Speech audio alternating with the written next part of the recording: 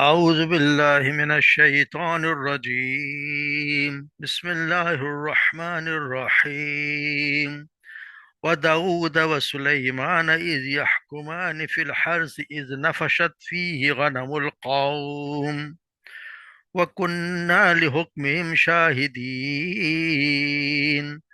ففهمناها سليمان وكلا آتينا حكما وعلما وسخرنا مع داود الجبال يسبحن والطير وكنا فاعلين وعلمناه صنعة لبوس لكم لتحصنكم من بأسكم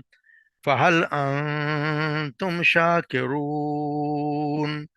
ولسليمان الريح عاصفة تجري بأمره إلى الأرض التي باركنا فيها وكنا بكل شيء عالمين ومن الشياطين من يغوصون له ويعملون عملا دون ذلك وكنا لهم حافظين وأيوب إذ نادى ربه أني مسني الضر وأنت أرحم الراحمين فاستجبنا له فكشفنا ما به من الضر وآتيناه أهله مثلهم معهم رحمة من عندنا وذكرى للعابدين. صدق اللہ.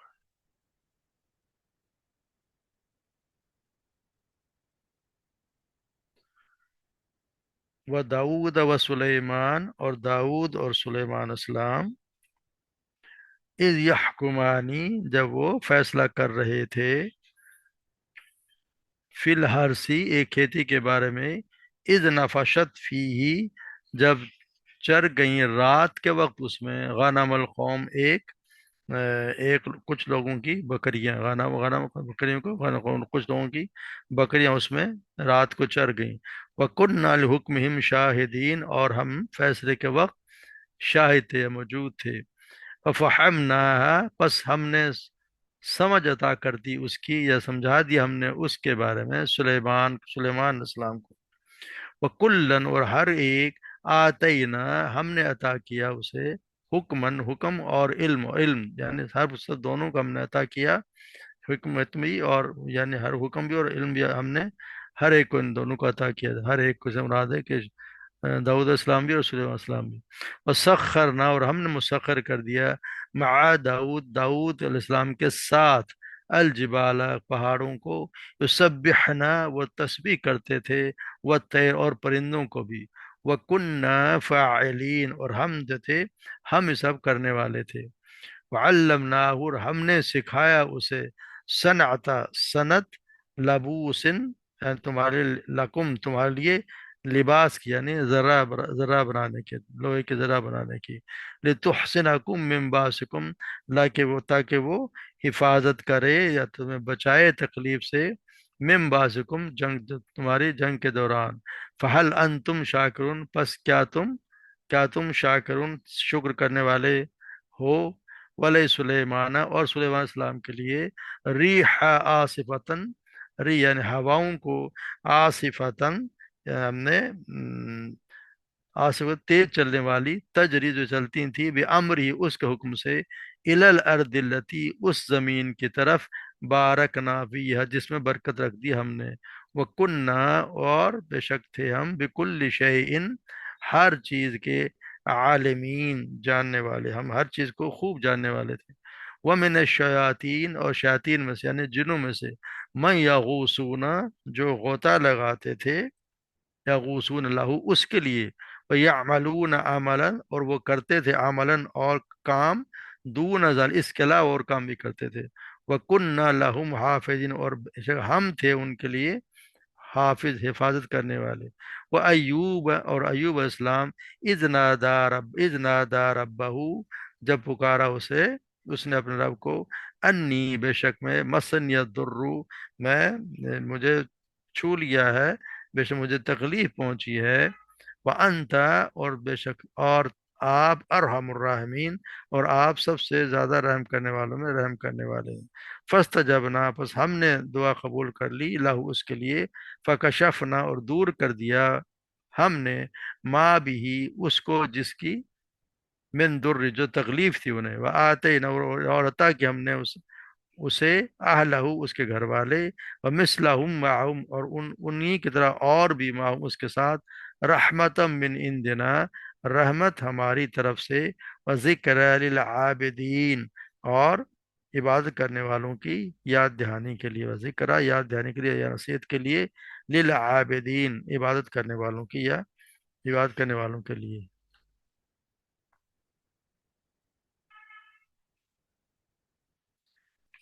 تو جیسے کہ اسی صورت کو پڑھیں جس کا نام یہ الانبیاء ہے، اس میں مختلف انبیاء علیہ السلام کے بارے میں مختلف تھوڑا تھوڑا کچھ نہ کچھ تھوڑا تھوڑا بیان ہوتا رہا ہے، تو مختلف انبیاء کے ہم پڑھتے ہیں، اور یہاں پہ کچھ اور انبیاء کرام کا ذکر ہو رہا ہے۔ یہاں پہ داؤد اور سلیمان علیہ السلام، یعنی کہ یہ دونوں باپ بیٹے تھے، داؤد اور سلیمان، اذ یحکمان فی الارض، یہاں ایک مقدمے کا ذکر ہو رہا ہے، یعنی ایک مقدمہ ان کے سامنے پیش کیا گیا ہے کہ جن میں سے ایک آدمی کا کھیت تھا اور انگوروں کی، کہتے ہیں کہ وہاں پہ بیلیں تھیں اور انگوروں کا باغ تھا، اس کو رات کو بکریوں نے بگاڑ دیا، نہیں بکریاں اس میں چر کے چلی گئیں۔ تو جب وہ فیصلہ آیا داؤد علیہ السلام کے سامنے، تو فیصلہ آیا تو انہوں نے اس کا فیصلہ کیا کہ باغ کے نقصان کے بدلے میں یہ بکریاں جو ہیں وہ باغ والے کو دے دی جائیں، یعنی جتنا نقصان کیا ہے اندازہ لگایا گیا کہ تقریباً اتنا نقصان ہے جتنے کی بکریاں ہیں، تو انہوں نے کہا کہ ساری بکریاں جو ہے ان کو دے دی جائیں۔ تو وہاں پہ سلیمان علیہ السلام بھی بیٹھے ہوئے تھے، تو یہاں پہ جیسے اللہ تبارک و تعالیٰ کہہ رہا ہے کہ ہم نے صحیح فیصلہ جو ہے وہ سلیمان کو جو ہے وہ سمجھا دیا۔ تو داؤد علیہ السلام نے کہا کہ اس سے بہتر فیصلہ بھی ایک ہو سکتا ہے کیا، اس کے علاوہ کوئی اور صورت بھی ہے فیصلے کی؟ تو آپ نے داؤد علیہ السلام نے کہا کہ وہ کیا ہے؟ تو آپ نے یہ سلیمان علیہ السلام نے یہ کہا کہ بکریاں جو ہیں باغ والے کے حوالے کر دی جائیں، وہ ان سے فائدہ اٹھاتا رہے، اور باغ جو بکری والے کو دے دیا جائے، وہ اس میں انگوروں کی بیلیں لگائے یہاں تک کہ بیلیں ٹھیک یعنی کہ اسی حالت میں واپس آ جائیں، بیلیں بڑھ جائیں، جب وہ پھل دینے کے قابل ہو جائیں، تو پھر جب انگور لگنے لگ جائیں، تو پھر جب اسی حالت میں آ جائیں تو جس پر جو اس وقت موجود تھیں، تو بکریاں اس کو واپس کر دی جائیں، اور باغ والے کو واپس کر دیا جائے۔ اس وقت تک جو ہے وہ بکریوں کا فائدہ وہ جس کو بکریاں باغ والا اٹھاتا رہے، اور جب وہ کام وہ کر چکے تو اس کو واپس سونپ دی جائے۔ تو یہ اللہ تبارک و تعالیٰ کا کہ یہ زیادہ بہتر فیصلہ تھا جو اصل سلیمان علیہ السلام کو ہم نے سکھا دیا، یعنی ان کو سکھا دیا، حالانکہ دونوں ہم کہتے ہیں کہ دونوں جو ہیں وہ نبی ہیں۔ تو اس سے پتہ یہ چلتا ہے کہ اللہ کی طرف سے کسی کے لیے بھی غیر معمولی طاقتیں ہوں چاہے قابلیتیں ہوں، اس کے باوجود ہوتے انسان ہی ہیں، نبی بھی انسان ہی ہوتے ہیں، ان میں کوئی اللہ کی الوہیت کا کوئی شائبہ اس میں نہیں ہوتا۔ اس مقدمے میں داؤد السلام کی رہنمائی وحی کے ذریعے سے نہیں کی گئی، اور وہ فیصلہ کرنے اپنے سمجھ سے انہوں نے فیصلہ کیا، اتحاد سے فیصلہ کیا، اور سلیمان السلام کی اللہ تبارک و تعالیٰ رہنمائی کی اور انہوں نے صحیح فیصلہ کر دیا، حالانکہ دونوں نبی ہی تھے۔ اور آگے ان کے جن کمالات کا ذکر وہ ان کو سمجھانے کے لیے کافی ہے کہ یہ سارے کمالات اللہ تبارک و تعالیٰ کی طرف سے عطا کیے ہوتے ہیں، یہ اللہ تبارک و تعالیٰ ہیں جو ان کو یہ کمالات عطا کر دیتے ہیں، نبیوں کو بھی وہی دیتا ہے۔ اس سے یہ بھی پتہ چلتا ہے کہ یہ اصول بھی ہوا کہ اگر دو جج ایک مقدمے کا فیصلہ کریں اور دونوں کے فیصلے مختلف ہوں، تو اگرچہ صحیح فیصلہ تو ایک کا ہی ہوگا، لیکن دونوں اگر برحق ہوں گے بشرطے کہ عدالت کرنے کی ان کو فیصلہ کرنے کی ضروری استطاعت بھی دونوں میں موجود ہو، ان میں کوئی جہالت و نہ تجربہ کاری کے ساتھ عدالت فیصلہ کر بیٹھ جائے، نہ کرنے بیٹھ جائے۔ اس لیے آپ صلی اللہ علیہ وسلم نے اپنی حدیث میں اس بات کو اور زیادہ کھول کر بیان کر دیا، جیسے بخاری میں عمر بن عاص کی روایت ہے کہ آپ صلی اللہ علیہ وسلم نے فرمایا کہ اگر حاکم اپنی حد تک فیصلہ کرنے کی پوری کوشش کرے تو صحیح فیصلہ کرنے کی صورت میں اس کے لیے دوہرا اجر ہے، اور غلط فیصلہ کرنے کی صورت میں ایک اجر اس کے غلط فیصلہ کرنے کی بھی ہے، کیوں اس نے اپنی پوری سمجھ سے فیصلہ کیا۔ پھر آپ نے یہ بھی فرمایا کہ قاضی تین قسم کے ہیں، ایک ان میں سے جنتی ہے اور دو جہنمی ہیں۔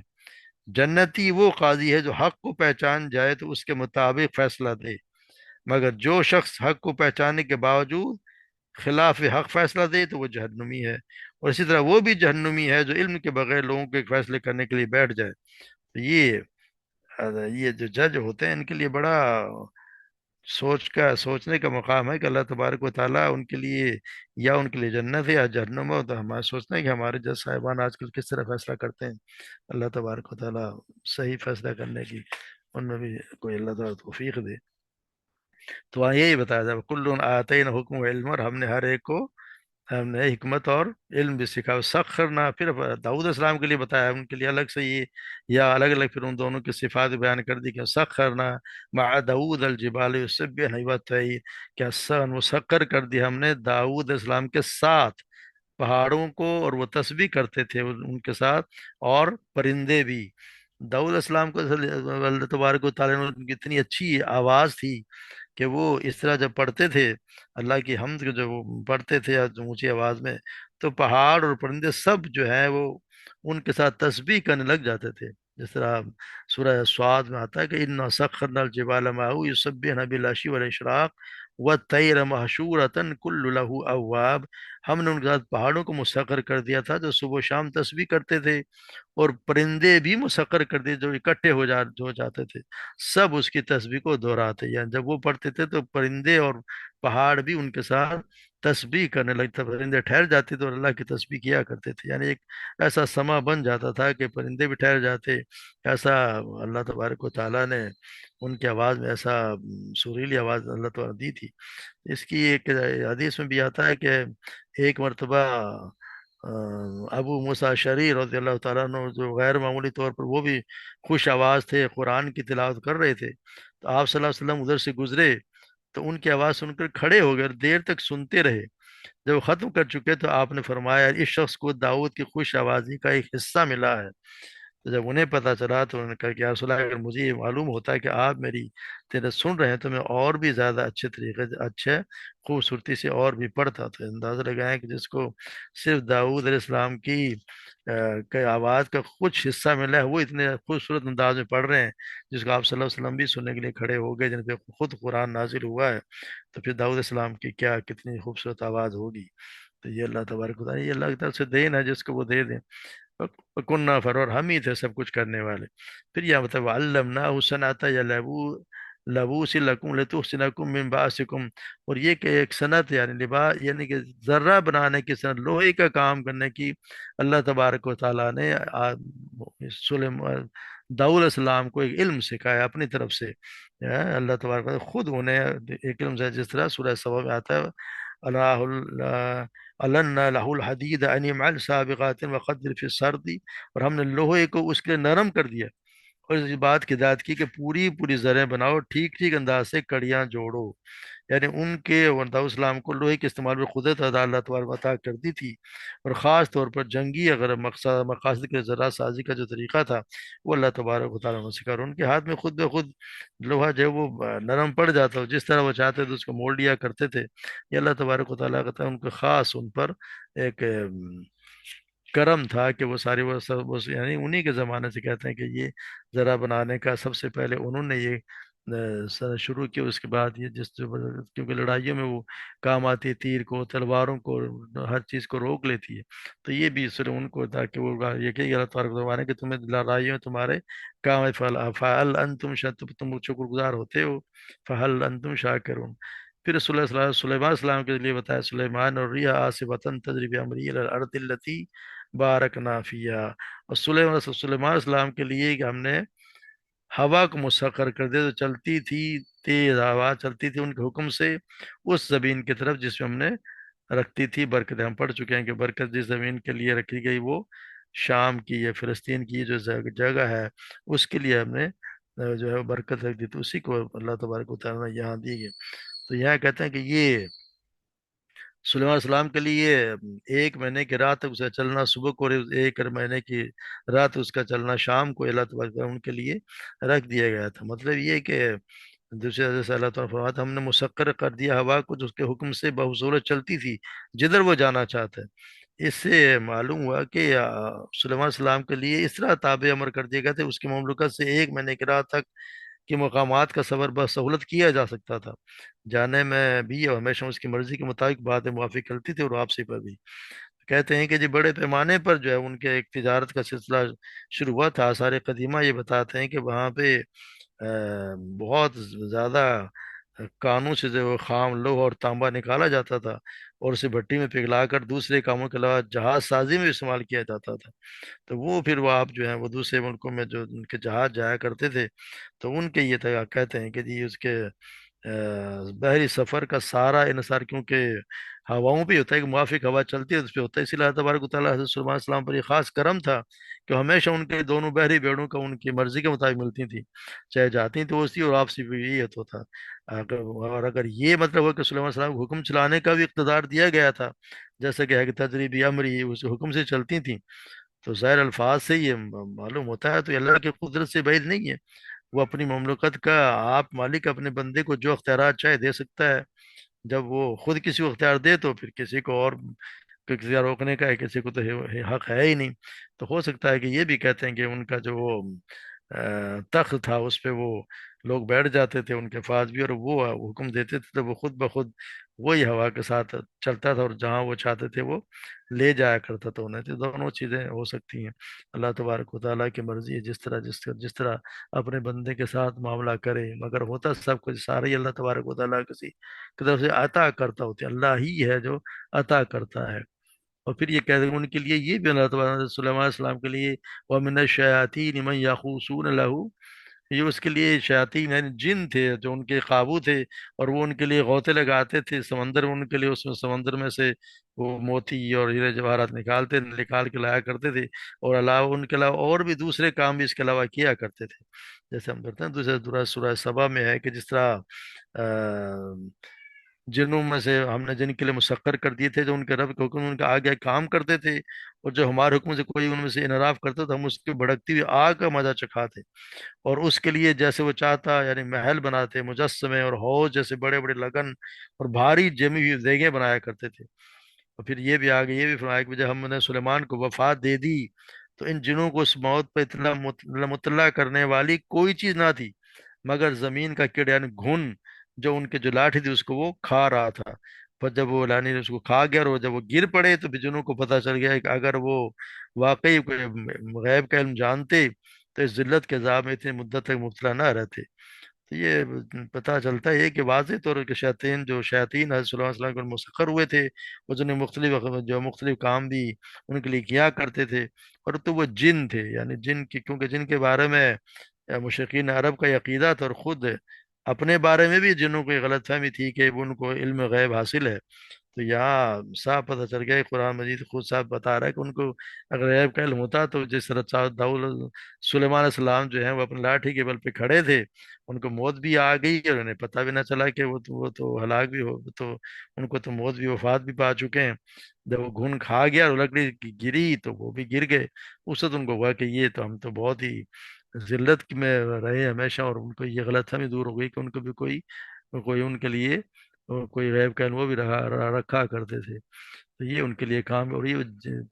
یہ کہ کچھ لوگوں کا یہ ذہن میں تھا کہ جی لوگ تھے، یہ جن تھے مختلف قسم کے،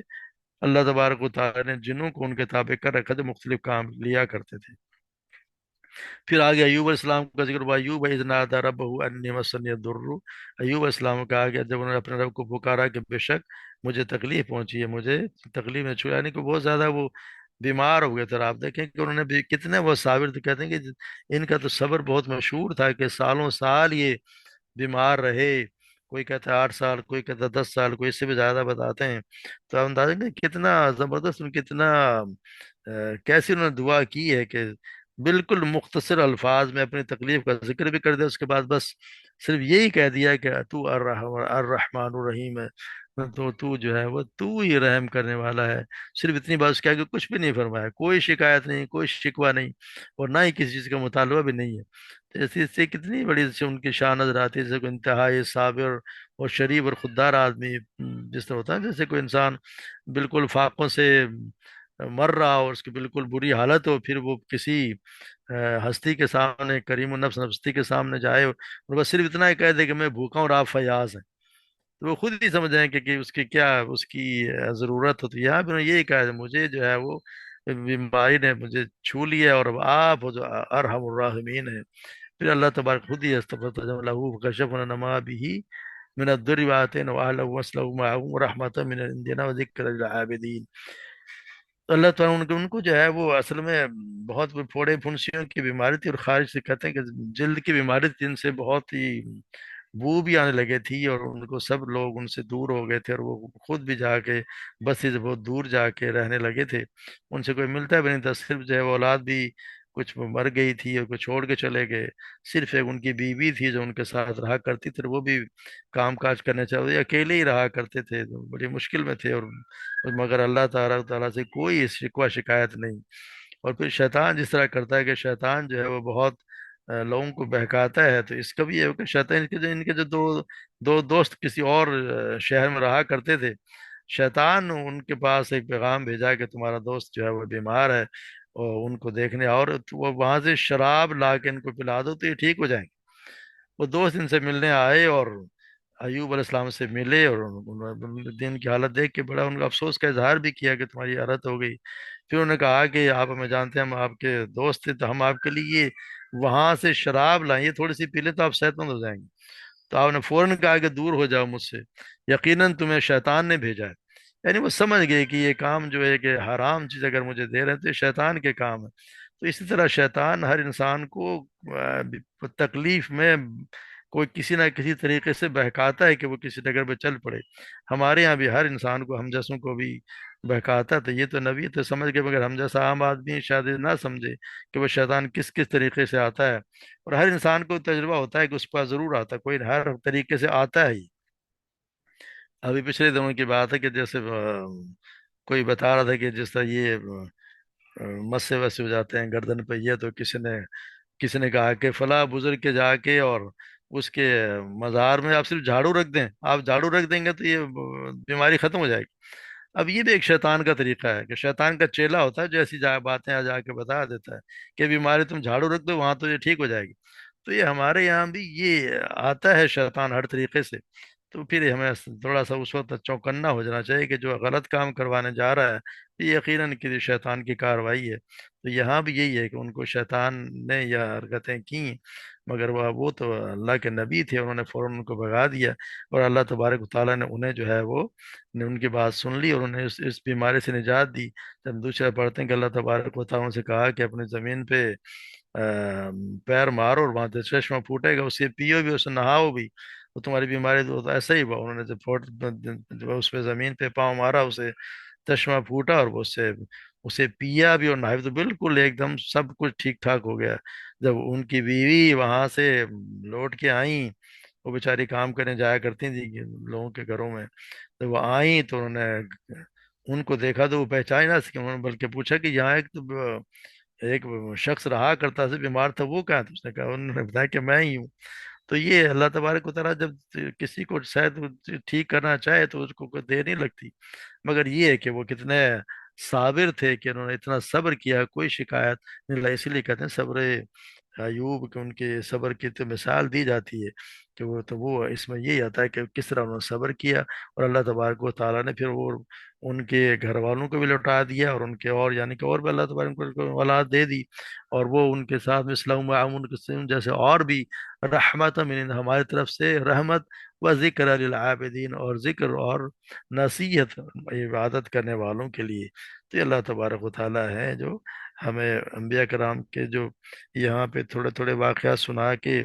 ہمیں اصل میں یہ متوجہ کرنا ہے کہ کس طرح علمیہ کی کیا صفات ہوتی ہیں، اور انہوں نے کس کس طرح کام کیا۔ اللہ تبارک و تعالیٰ ہوتا وہی ہے تو وہ چاہتے ہیں، اور علم بھی وہی ہوتا ہے جو اللہ تبارک و تعالیٰ کسی نبی کو دیتے ہیں، کسی بھی شخص کو دیتے ہیں۔ اپنی طرف سے کوئی ذاتی جو علم ہے اس کا کوئی نہیں ہوتا، سب عطا کردہ علم ہوتا ہے، تو جس کو چاہے دے دیں اور جس کو چاہے نہ دیں، یہ اللہ کی مرضی ہے، جس کو چاہے رحمت میں اپنی رحمت میں شامل کر لے وما۔ تو اللہ تبارک و تعالیٰ ہمیں بھی صحیح سمجھ عطا فرمائے، سے عمل کرنے کی توفیق بھی عطا فرمائے۔ یہ نہ ہو کہ ہم ان کے واقعات پڑھیں بھی، ان کی زندگی کے بارے میں پڑھیں بھی، قرآن پڑھیں بھی، مگر ہماری زندگی میں کوئی اثر نہ کرے تو اس کا کوئی فائدہ نہیں ہوتا۔ بس ٹھیک ہے، وقتی طور پہ ہم نے پڑھ لیا اور ہم خوش ہو گئے کہ ہم نے قرآن پڑھا ہے، ہمیں ترجمہ بھی آنے لگے، اگر ہماری زندگی میں وہ شامل نہیں، اس کا کوئی اثر نہیں ہے، تو پھر سمجھ لیں کہ ہم جو قرآن بس پڑھ رہے ہیں دل خوش کرنے کے لیے، اس کا کوئی خاص اللہ تبارک و تعالیٰ کی شاید کوشش دعا کرتے رہنا چاہیے کہ ہمیں توفیق دے ہماری زندگی میں اس کا اثرات، پر ہم اس پہ اپنے آپ کم سے کم اپنی ذات پہ تو اسے، اگر اوروں پہ نہیں تو کم سے کم اپنے ذات پہ تو اس کو نافذ کرنے کی کوشش کریں۔ اللہ تبارک و تعالیٰ ہم سب کو توفیق دے اور ہم سب کو صحیح اور سیدھے نیک اعمال کرنے کی توفیق عطا فرمائے۔ وما علینا الا البلاغ۔